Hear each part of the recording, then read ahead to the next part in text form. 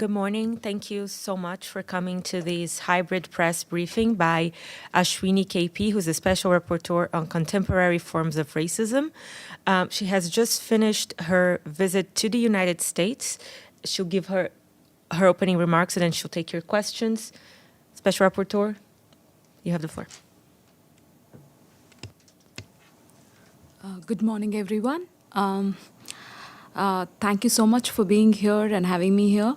As part of the official activities of the mandate holders, I visited the United States of America between 31st October and 14th November 2023 in my capacity as the 6th UN Special Rapporteur on contemporary forms of racism, racial discrimination, xenophobia, and related intolerance. I traveled to Washington, D.C., Detroit, Los Angeles, New Orleans, Baton Rouge, and Atlanta, and met with representatives from federal, state, and city governments, state government officials, and service providers. I also met with over 80 civil society groups working on racism, racial discrimination, xenophobia, and related intolerance, affecting Black people, Latino persons, Asians, Jewish communities, indigenous people, migrants, Muslim individuals, and Arab communities. I visited a women's prison in California, Skid Row in Los Angeles, an academic institution in California, a nonprofit museum based on a former plantation in Louisiana, the area known as Cancer Alley in Louisiana, and a women's health center in Atlanta, Georgia. I wish to thank the federal government for the invitation to visit the United States of America and for their efforts to facilitate meetings with multiple federal departments. I also wish to express my thanks to all the federal and state government officials who engaged in a dialogue with me. I express my appreciation to all the civil society groups and individuals who met with me during my visit. I was inspired by the dedication, resilience, and commitment that I observed among civil society actors, activists, working tirelessly to address racism, racial discrimination, xenophobia, and related intolerance. I deeply appreciate those who shared their personal stories with me to help me understand the contemporary forms of racism in the United States of America. The United States of America is at a critical juncture in the fight against racism, racial discrimination, xenophobia, and related intolerance. On the one hand, the issue of racism and racial discrimination have gained increased attention in the recent years. The murders of George Floyd, Breonna Taylor, and many others, the racial disparity impact of the COVID-19 and the large-scale racial justice protests in 2020 brought some of the realities of continuing systemic racism more into the mainstream American consciousness. Following the sustained advocacy of civil society groups and human rights activists and the election of the Biden-Harris administration in 2020, this racial reckoning has been translated into notable efforts for racial justice and initiatives designed to improve racial equity. Such initiatives include executive orders on racial equity and equity action plans across federal government entities. On the one hand, it was abundantly clear throughout my visit that many continue to face persistent systemic racism and racial discrimination. I've heard that initiatives taken by the government have not yet translated into significant improvements in the lived experiences of most excluded individuals and do not adequately address the white supremacy, underlying power imbalances, and historical drivers which underpin contemporary forms of racism and racial discrimination. Moreover, I note with deep concern coordinated pushbacks against racial justice initiatives. Many individuals I met described a need to fight for all their basic rights and how there's often vicious pushback against hard-won gains. Such a tug-of-war for the rights of those from racial and ethnic groups is inconsistent with the robust national protection of the inalienable rights enshrined within the international human rights law standards that the United States of America has ratified. In addition, I observed with profound concern a climate characterized by deep political polarization, economic uncertainty, extreme income and wealth inequality, and severe damage to the fabric of American society. These trends are creating fertile ground for hatred, including othering, stereotyping, and scapegoating of those from several groups, including Black individuals, Latinos, migrants, Asians, Jewish communities, Muslim individuals, and Arabs.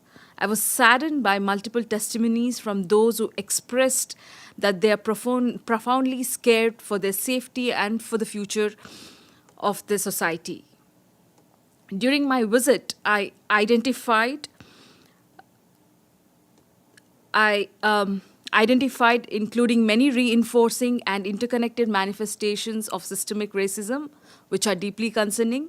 These includes voting disenfranchisement, racial discrimination in education, affirmative action, environmental racism, racially discriminatory food system, inequitable health care and health outcomes, gun violence, racial discrimination in law enforcement and criminal justice system, and racial discrimination in migration governance and in the development and use of digital technologies.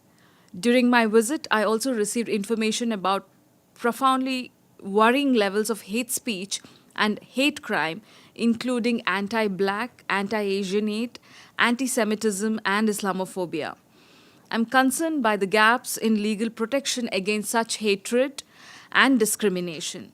For example, caste-based discrimination as a manifestation of Asian hate is not protected ground in most anti-discrimination legislation at the federal and state levels. I heard of many government initiatives at the federal and state levels to address different forms of racism and racial discrimination. I welcome these initiatives, but I'm deeply concerned by the persistent and pervasiveness of racism and racial discrimination in America at such a critical junction. I'm also deeply concerned about the systemic racism and racial discrimination and how it is ingrained in the institutional form of racism and racial discrimination. And also, in addition to that, the various initiatives by the federal and the state government have had a positive impact, and I welcome these initiatives, but remain deeply concerned by the persistence and pervasive of racism and racial discrimination in America.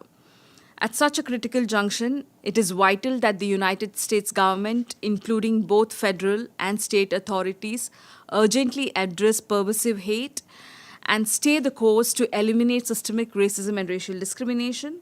This will require significantly increased investment, wholesale improvement in political, public, and civic participation of those from racially marginalized groups, and further actions to increase the civility of the political and societal climate.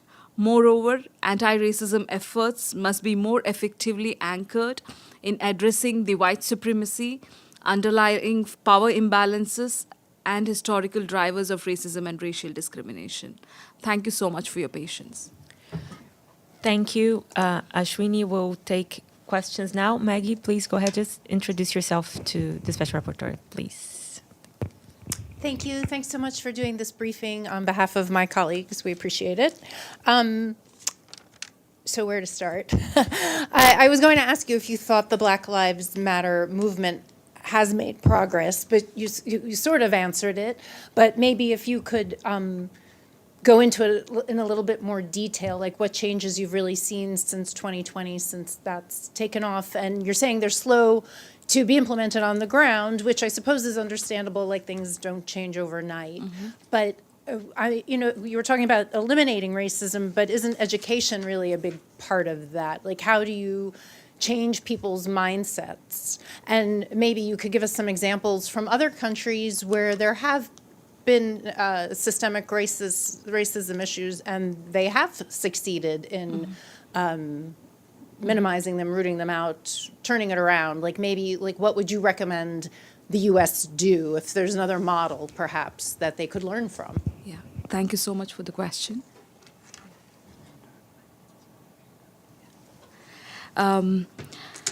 So with regards to the question that you asked about the Black Lives Matter movement, I do see a positive and a major impact the way in terms activism has gained international momentum across the globe.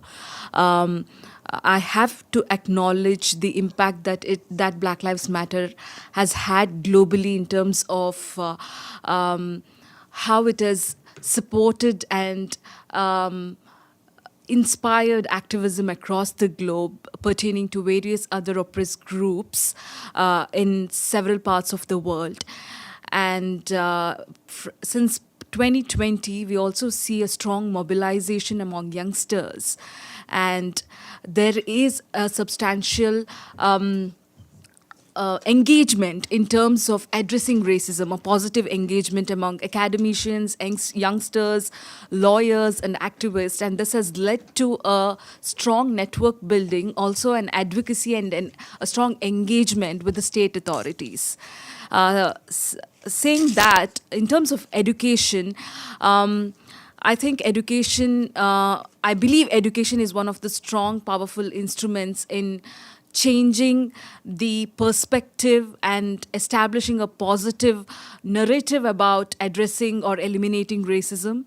I strongly believe that it starts with education, particularly orientation and inclusion, change in curriculum. Reviving curriculum will be one of the strongest and major steps that can be taken by the US and any other member state in terms of addressing systemic oppression, historical legacies of racism, racial discrimination, or colonialism. And this would bring about a major change in terms of addressing systemic oppression in the US. Yeah. Thank you. Do you have any countries you'd like as examples that have turned it around? This is a special rapporteur's first country. Was it? Alan, go ahead.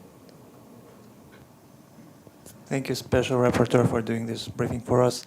Alan Bulcati from RIA Novosti News Agency. I have two questions, actually. My first one is regarding the Russian native population living in the U.S. Against the backdrop of the hostilities in Ukraine, have you noted any oppression or any intolerance towards Russian people in the U.S.? That's the first one. Thank you for the question. In my engagement with various civil society groups and CSOs, haven't come across an overtly or an overt incident of hate against Russian community here in the US. And I see that there is a lot of political developments in the recent past, but however, there has not been an explicit mention of any sort of hate against Russian communities here in the US. Thank you. My second question is, I don't know if you're aware of that recently, I guess last week, in the third committee of the GA, the U.S. was among the countries who voted against the resolution against the glorifying of Nazi. And last year at the GA, U.S. also voted against this resolution, the resolution against the glorification of Nazism. So do you have any comment regarding that?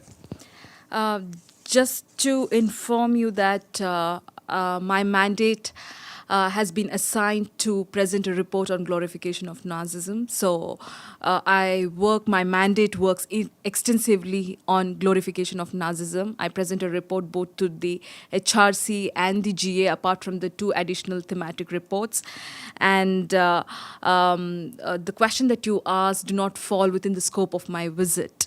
So I'm explicitly, majorly focusing on race and racism in the US context. Yeah, thank you.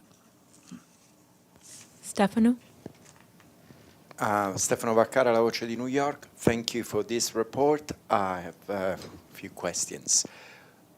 First one, just because just happened, former President Trump did a speech this weekend, and through the headlines of media here in the United States, they say that he used language that was basically taken from the Nazi rhetoric. So I would like to know if you agree with that, and if you notice that there is this danger of using Nazi rhetoric in the United States from very important people during the campaign. Then I need to, probably I arrived a little bit late, but maybe you say it, but I would like to know how the relationship, during doing this report, what is exactly the relationship with the US government, in the sense, how did they help you in your investigation? And at the end of the report, this report is going to, what's going to happen, in the sense, what is the relationship that you're going to have with the Biden administration advisors? There is a kind of an exchange of ideas. And the last question, sorry if I have three, is you talked a lot about white supremacies, and then you say that you found that anti-Semitism, anti-Arabs, you say, well, did you find that in the United States, population that can be population or sector of the population that can be accused of this racist rhetoric, or is not only white, but they can be, I assume, for example, anti-Semitism can be founded in a larger scale of the population, and I don't know, other kind of example where maybe Hispanic or even black and so on, you find racism, and not necessarily only on the kind of white supremacism that you mentioned. Thank you. Thank you so much for the question. With regard to hate speech, I think my mandate has extensively focused on hate speech, and my previous report to the General Assembly was on online hate speech. And in the recent past, hate speech has disseminated in an extremely problematic manner, which has affected the very social fabric of American society in terms of how it has translated into violence on ground. Saying that, with regards to my relationship, my mandate's relationship with the government, I'm an independent expert on racism, part of the special procedures at the UN, and the government invited me to conduct an official country mission to assess the situation of racism in the country. And this is a report which will be presented next year in the Human Rights Council in 2024. And the report will have an extensive analysis of the existing ground situation of racism, racial discrimination, xenophobia, and related intolerance. In addition to that, the report will also extend certain pertinent recommendations to the government, recognizing the long-standing gaps in terms of effective implementation of legislations and many others. I'm sure you will get a chance to have a look at the report very soon. And with regards to white supremacy, my reference was about how white supremacy has been one of the foundation of how systemic racism has disseminated in various parts of the institutions and various quarters of the society in American society. From while I interacted with activists, while I interacted with government officials, white supremacy was something that was flagged often, and I see it as an ideology, not confining it to a community alone. And this has been one of the major drivers in terms of how systemic racism has ingrained in American society. Yeah. Thank you. Do we have any follow-ups? Maggie, Alan? Yeah. Just on the white supremacy, did you find in your meetings, research, et cetera, is the Ku Klux Klan still a major force in the United States in terms of pushing white supremacy and such? I mean, are they still very active? What did you find out about them? So, thank you for the question. And in terms of various organizations operating within the purview of white supremacy, there has been diverse conversations and testimonies that we have heard. But I would like to say that much more will be put forward in my report, and I look forward for future engagement with the media. Yeah, thank you. I'm sorry, I'm follow up on, I'm not sure if I was clear on the question about the former President Trump's speech. Are you going to include in your report this kind of speech? Do you think that those speeches are, creating the problem that you're talking about, or do you think it's just irrelevant to the? No, hate speech is one of the thematics that I intend to include in my report. And this is this preliminary statement that I have provided. And as part of the country visit exercise, the hate speech theme would be more elaborated in my report, which will be presented in HRC in 2024. Yeah. I'm sorry, direct question. Do you think that the speech that former President Trump did last weekend is is a speech that goes within this area of hate speech, and is a kind of use Nazi term, racist term, or not? Just want to let you know that I don't want to get into the specificities which do not directly fall under the purview of the country mission right now. As I mentioned, neo-Nazism, glorification of Nazism has been one of the core component of my mandate. But the country visit here majorly focuses on racism, and I'll surely present relevant and pertinent significant issues in my report. Thank you so much. When is that out?